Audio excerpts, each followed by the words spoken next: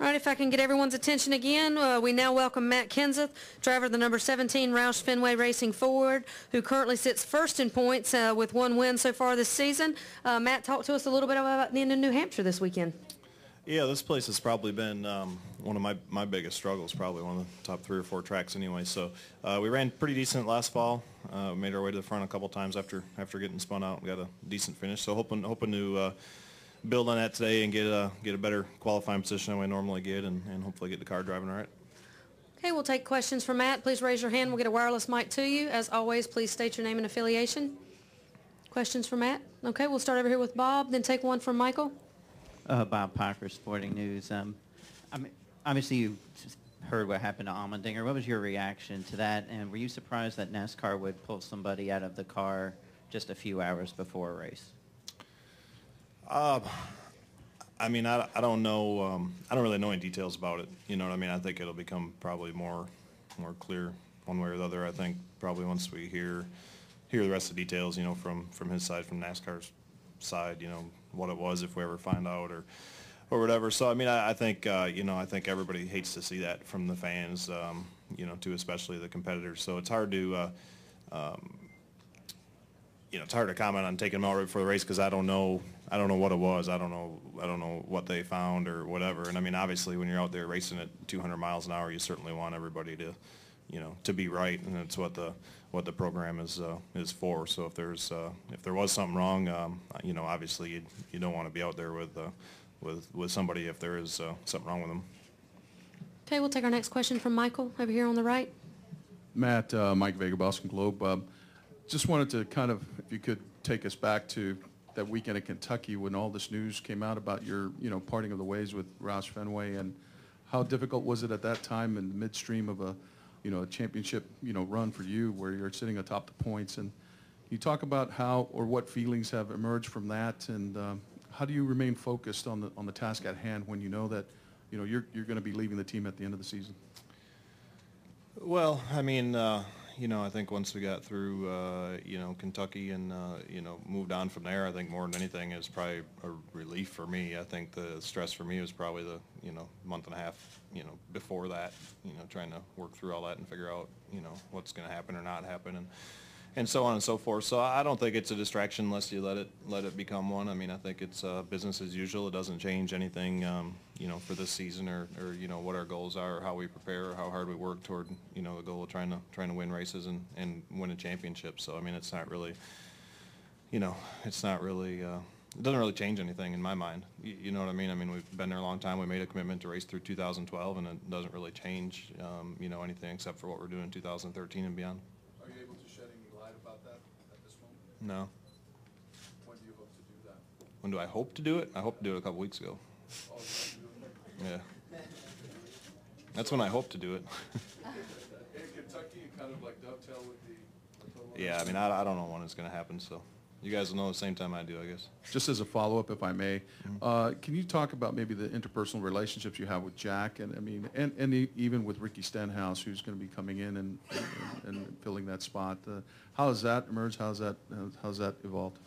Well, probably opposite reactions. I mean, obviously, Ricky's probably loving me right now, you know, more than anybody else is probably. So, and you know, I think Jack's probably, you know, disappointed, but we'll work through that. I mean, we've had a great relationship for I think it's been 14 or 15 years I've been there, something like that, since you know, I got there in '97 and started hanging out with Mark and Jimmy and testing with them guys and kind of being, you know, kind of introduced to the organization. So it's been a long time. We got a great relationship.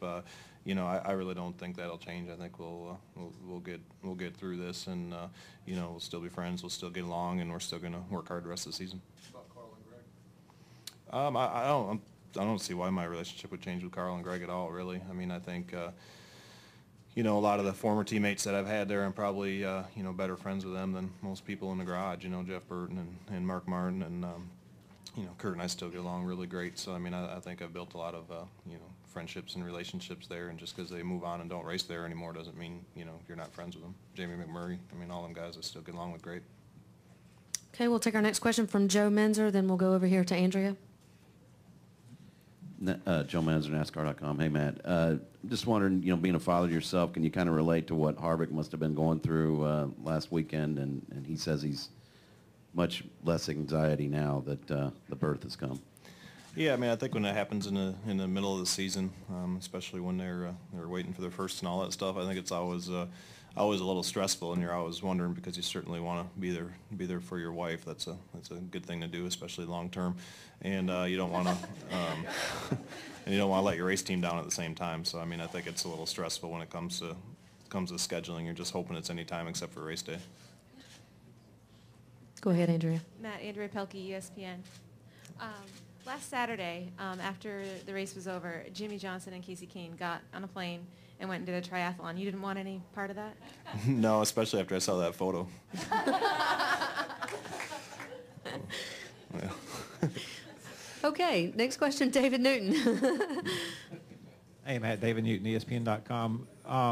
When you hear a driver has had a suspension like what's happening with AJ, is the first inclination or thought to say NASCAR's right, they're guilty, or is it just to withhold judgment till you hear all the facts? Or what kind of goes through your mind as a driver when you hear those things?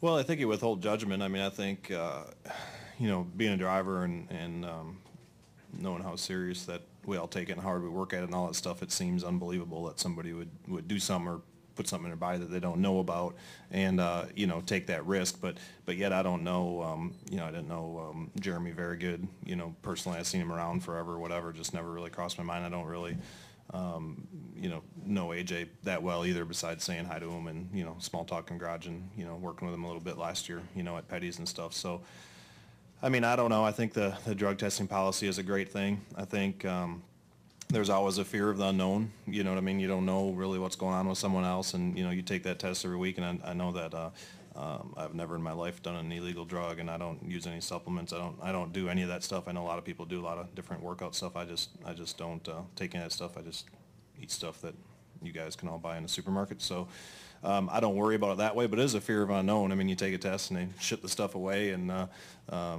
you hope not to hear about anything later. So I mean, I think you always wonder, and you're never really sure, I guess, until it all comes out, and especially on the person who tested positive side, when if or when they ever come out and say what they did or didn't do or how it happened or whatever. I think you feel better. So I think you got to let some time pass till everything comes out. They get the B sample thing done, and maybe AJ talks, and you hear what it was. Maybe it'll clear everything up, and then again, maybe it won't. Maybe you'll never know. But I think they did a lot of things when they put that system in place to make it as fair as they can, and I really believe that NASCAR is going to err on the side of caution. I think they're going to be pretty darn careful before they do something that could really jeopardize somebody's career. So I'd have a hard time believing that it's not pretty rock solid, or I don't think NASCAR would have reacted like that.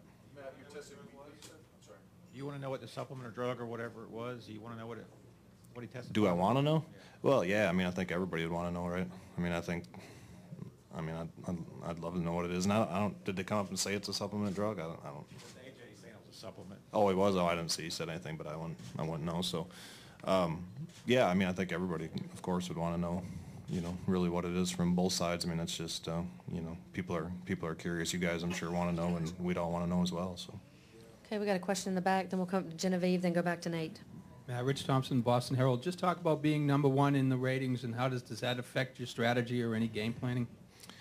Doesn't affect our strategy a lot. I mean, I think if you could keep a decent lead and you get down to a race or two to go, maybe you'd take a risk as far as strategy or fuel mileage or something like that to try to collect a win. But I mean, really, we show up every week with the idea trying to win, go race as hard as we can, prepare the fastest cars we can, and go out and race them on Sundays, and hope to get a win. If you can't get that, get the best finish you can, and just keep going, just kind of take it 1 week at a time.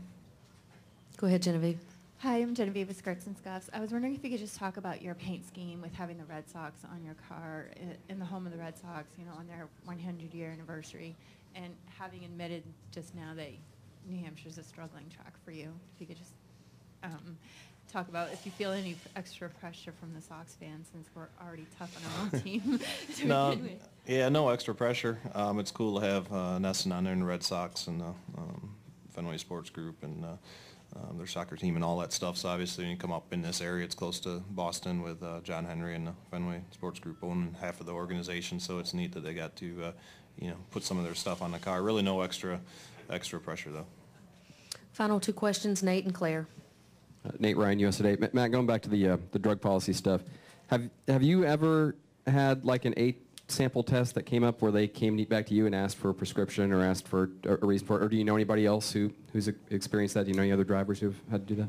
No, I mean, I have not ever had a follow-up call or any issues or anything like that, and I don't know of anybody that has either. That doesn't mean it would happen. I don't know that if it did happen to somebody, they would walk in the garage and tell other peers. I'm not sure if they would do that or not, but I have not heard of anybody else besides the people that I've read about that have been suspended or you know, anything that's been in the media is the only thing I've ever heard. I've never heard any talk from in the garage about anything else.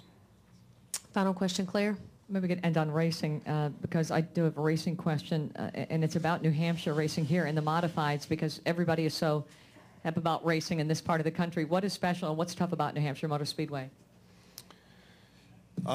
You know, I know the modifieds are big up in this area. It's not really racing that I really followed, or me being more from the Midwest, I probably don't know a lot about it. But it seems like I didn't come up here when they first built the Speedway. It's been before I started, but you can tell there's always been a lot of excitement up here. It seems like it's a ways away from a lot of other NASCAR tracks. So I know that ever since the series first started to come up here, there's been a lot of excitement.